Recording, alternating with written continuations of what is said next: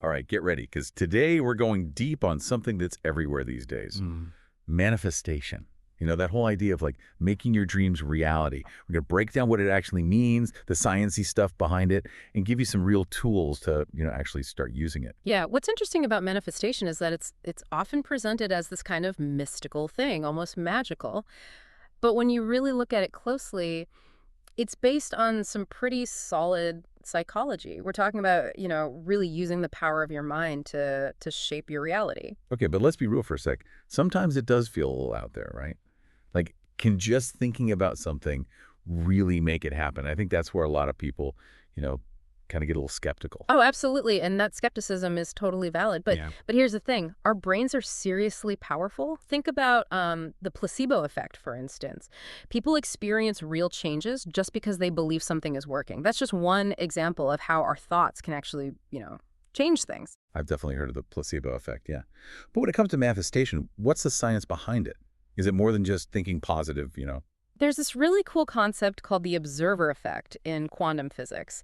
It basically suggests that just by looking at something, you're changing it. Now, applying that directly to manifestation is a bit of a jump. But it does kind of suggest that our intentions, where we put our attention, can really impact the world around us. Whoa, okay, that's kind of mind-blowing. So it's not just wishing for things, it's about actively shaping our reality through our thoughts and our actions. You got it. It's about aligning your thoughts, beliefs, and actions all with your desired outcome. And the more you focus on that outcome, the more likely you are to see opportunities and make choices that take you towards it. So it's like planting a seed. You need both, the intention, like the seed, and the action, like the nurturing, for it to actually grow. That's a great analogy. And just like with a plant, there are things you can do to help your manifestation seed really thrive. Okay, I'm hooked. Break it down for me. What are the steps in this whole manifestation process? Well, a lot of the stuff we looked at suggests a five-step framework, and it starts with getting really clear about what you actually want. We're not talking vague wishes here, but specific, measurable goals. Instead of just saying, I want to be rich, you say, I want to make $5,000 a month from my online business by December. That level of clarity gives your subconscious mind something solid to work with. Right, it makes sense. It's like setting coordinates on a GPS. You need to know exactly where you're going to get there. Okay, so we've got our clear goal. What's next? This is where it gets interesting visualization. It's about creating a clear picture in your mind of yourself already living that outcome. I mean, really engage all your senses. What do you see, hear, feel, even smell and taste? Yeah, I can see how that would make it feel more real, more achievable. Is there any, like, actual science backing up this whole visualization thing? Actually, yeah, there is. Studies have shown that when athletes really vividly picture themselves doing a specific move, their brains fire in a similar way to when they actually physically do it. So visualization isn't just some fluffy feel-good thing. It actually affects our brains and bodies. Wow, that's amazing. It's almost like you're tricking your brain into thinking it's already there. In a way, yeah. And those positive emotions you get from visualization, the joy, the excitement, the gratitude, those actually attract more of those feelings and experiences into your life. Okay, so we've got clarity, visualization. Yeah. What's the next piece of this manifestation puzzle? Affirmations. These get a bad rap sometimes for being cheesy or too simple. But what they really do is they help you reprogram your mind. Yeah. Replacing those limiting beliefs with ones that actually empower you. Instead of thinking, I'm not good enough for that promotion, you repeat to yourself, I am capable, confident, and deserve to be successful. I guess it's kind of like brainwashing yourself, but in a good way, right? Yeah, exactly. Every time you repeat an affirmation, you're strengthening the connections in your brain related to those positive beliefs. They become more ingrained. All right, so clarity, visualization, Ah. and affirmations. I'm seeing a theme here. It's a lot of inner work, changing our thoughts and beliefs. But what about the outside world? Where does action fit into all of this? That's step 4, and it's huge. Manifestation isn't about just wishing and hoping. It's about aligning your actions with what you want to achieve. You can picture yourself getting that dream job all day long, but if you don't update your resume or apply, it's not going to just magically appear. So it's like you're meeting the universe halfway. Right? Yeah. You're putting in the work, taking those inspired steps, and trusting that things will fall into place. Exactly. It's a dance between what's happening inside you and what you're doing out in the world. Okay, we've got clarity, visualization, affirmations, and action. What's the final piece of this manifestation puzzle? Step 5 is all about trust and letting go. This is where you stop worrying about exactly how and when things will happen and just trust that it's all unfolding at the right time. It's about letting go of doubt and having faith. That sounds a lot easier said than done. I mean, it's hard not to try to control everything. Well, for sure, it takes practice. But the more you can cultivate that sense of trust, the more space you give the universe to work its magic. This has been so insightful. We've covered so much, from the science behind manifestation to a real framework to start using it. But I'm sure there's a lot more to uncover, right? Oh, yeah, absolutely. And that's exactly what we're going to dive into in part 2. We'll talk about common mistakes people make, how to deal with those limiting beliefs, and how to stay flexible on your manifestation journey. Can't wait to get into it. For everyone listening, make sure you join us for part 2 as we go even deeper into the world of manifestation. Welcome back to our deep dive on manifestation. In part 1, we kind of laid the groundwork, exploring the science behind it and that 5-step framework to actually get started. Yeah. But as with anything worth achieving, there are going to be a few bumps along the way. For sure. And understanding those roadblocks can really make a difference. One of the biggest things people struggle with, and I've definitely been there myself, is those limiting beliefs, the ones that say, you're not good enough, or this will never work for you. Ugh. Yeah, tell me about it. I used to have this limiting belief that I wasn't creative enough to write a book. It was this huge wall in my head. It's wild how powerful those beliefs can be. They come from past experiences, things we're told as kids, or even just what society tells us. Yeah. The key is to first just notice them. Pay attention to those negative thoughts. Don't judge them, just see them pop up. So it's like a mindfulness thing, just noticing without letting them take over. Yeah, exactly. Once you're more aware, you can start to kind of question them. Ask yourself, is this thought even true? Is there anything that actually proves it? You might be surprised how often those beliefs just fall apart when you really look at them. That's so true. When I really thought about that whole not creative enough thing, I realized it came from a few things that happened when I was little, not my actual abilities. Exactly. Once you've kind of, challenged those beliefs, you can start replacing them with something better. This is where affirmations come in. Pick positive statements that go directly against those negative thoughts. Instead of, I'm not creative, you could say, I'm full of creativity, new ideas flow to me easily. It's interesting because in part 1, when we talked about affirmations, I thought it was about, just feeling good. But it sounds like it's really about rewiring our brains, like making new paths for those positive beliefs. That's it. The more you repeat those affirmations, the stronger those connections get. And as your beliefs change, so does your reality. Okay, limiting beliefs check. Yeah. What other challenges do people hit on their manifestation journey? Another big one is lack of clarity or focus. We talked about specific measurable goals, but sometimes we've got all these desires floating around and we haven't really figured out what's most important or created a clear vision. Oh my gosh, yes. I feel like I have a million things I want to manifest, but it's all jumbled up. Where do I even start? Journaling can be huge here. Really spend some time digging into your desires. Yeah. What really lights you up? What would your ideal day look like? Don't hold back. Let your imagination run wild. So it's like giving ourselves permission to dream big, to picture the most amazing life. Exactly. And once you have a better grasp of what you truly want, you can start making those specific goals. Instead of just travel more, it's take a solo backpacking trip through Southeast Asia for 3 months next year. I love that. The more specific, the better. Okay, so limiting beliefs, clarity. But even with those figured out, life happens. How do we stay aligned with our manifestations when things don't go as planned?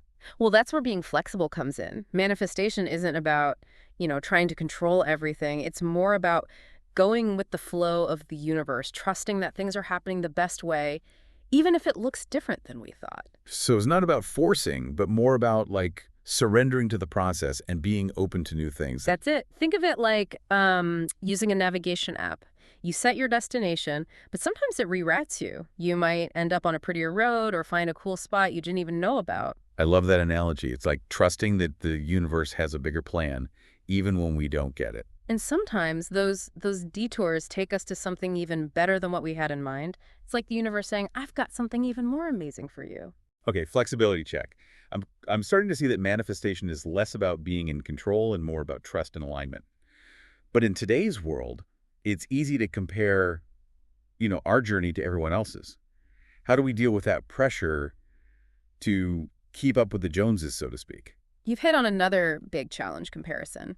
We see people on social media, living their dream lives, and we start feeling like we're not enough or we're not moving fast enough. It's so important to remember that everyone's journey is different. We all have our own timeline, our own struggles, and our own definition of success. It's so easy to fall into that comparison trap, especially online. Mm. How do we stay focused on our own path? Well, first, pay attention to what you're taking in. If certain accounts or content make you feel bad, unfollow them. You can also actively look for content that inspires you, that celebrates individuality. Such good advice. It's about creating a positive online world that actually makes us feel good, not worse. And just as importantly, celebrate your own wins. Don't just focus on the next big thing. Acknowledge your progress along the way. I love that. Celebrating keeps us motivated, and it reminds us that we can do it. So we've covered limiting beliefs, clarity, flexibility, and the comparison trap. It seems like manifestation is as much about the work we do on ourselves as it is about what we do in the world. 100%. And that inner work, it takes ongoing effort. In part 3, we'll get into some practical tips to keep the momentum going, to stay committed even when it gets tough. I'm so ready for that. Yeah. This has already been so eye-opening, and I can't wait to dive deeper in part 3. Welcome back to the final part of our deep dive on manifestation. We've covered a lot, the science, the steps, common mistakes, even how to deal with when things get tough. But now I'm thinking about, okay, what about the long game? How do we keep this manifestation thing going, especially when, everyday life gets in the way? That's such a good question. And it brings up a really important point. Manifestation isn't a one-time thing. It's a way of life. Yeah. And like any skill, it takes practice to really master it. So how do we make it part of our lives? Yeah. Make it something we do regularly, not just something we try once and forget about. Well, one thing that's been huge for me is self-care. And I don't just mean bubble baths and stuff, although those are great. I mean, really taking care of yourself physically, emotionally, mentally. I can see how that would be important. If we're always running on empty, stressed out, it's hard to have the energy to focus on our goals. Exactly. It's like you wouldn't expect a car to run without gas or oil, right? Yeah. So, ask yourself what really fills me up, what makes me feel good. Maybe it's spending time in nature, moving my body, listening to music, hanging out with people I love, or being creative. It's about making those things a priority, actually putting them in our schedule, like we would a doctor's appointment or something. Yeah, totally. And when you feel good, when you're taking care of yourself, you naturally attract more good things. It's like a positive cycle. Okay, self-care is going on the top of my manifestation to-do list. What else can we do to keep up the momentum? Another big one is gratitude. We talked about it before, but it's so important. Gratitude helps us shift from focusing on what we don't have to appreciating what we do have. I've noticed that when I actually try to think about the things I'm grateful for, even small stuff like, a sunny day, a good meal, it really does change how I feel. And that's the key. When you're feeling good, you're more likely to attract the things you want. Gratitude is like saying to the universe, hey, I'm ready for more good stuff. So even when things aren't perfect, there's always something to be thankful for. It's about finding the good, the little things. Exactly. And the more you practice gratitude, the more you start to see those things. It's like you're training your brain to focus on the positive, on the abundance that's already there. Okay, self-care, gratitude, got it. But what about those times when we're feeling stuck, or discouraged? Any tips for when our motivation dips? This is where having good people around you makes a huge difference. Surround yourself with people who believe in you, who support your dreams, who lift you up when you're down. It's like having your own personal cheerleading squad, Yeah. reminding you how awesome you are, even when you forget. Yeah. And it's not just about getting support, it's about giving it too. When you help others, you're putting out good energy, and that tends to come back to you. I love that. So it's a two-way street. We help others, and we help ourselves in the process. Totally. And it doesn't have to be anything big. Just a little act of kindness, listening to someone, a word of encouragement. Those things can have a bigger impact than you think. Okay, so we've got self-care, gratitude, and a good support system. Anything else we can do to keep that manifestation fire burning? One last thing, and this is so important. Celebrate your wins, both big and small. It's easy to get caught up in chasing the next goal and forget to acknowledge what we've already achieved. I'm so guilty of that. I'm always on to the next thing, and I don't stop to appreciate how far I've come. It's so common, But it's important to pause and celebrate no matter how small the win. It helps us believe in ourselves, and in the power of manifestation. It's like giving yourself a high five and saying, hey, good job, keep it up. Yeah, exactly. And those little celebrations create like a positive feedback loop. They keep us motivated, and they inspire us to keep reaching for our dreams. This has been so insightful. We've really broken down manifestation, and I feel like we've given our listeners some real tools to start creating the lives they want. And the best part is, it's a journey. The more you explore manifestation and make it a part of your life, the more you'll learn and grow. So to everyone listening, remember, get clear on what you want, believe in yourself, take action, take care of yourself, be grateful, surround yourself with good people, and celebrate every step. And most importantly, never stop believing in your dreams. The universe is on your side, ready to help you create a life that's truly meant for you. That's a perfect way to wrap things up. Thanks so much for sharing your wisdom with us. And to all our listeners, keep dreaming big, keep going, and keep believing. We'll see you on our next deep dive.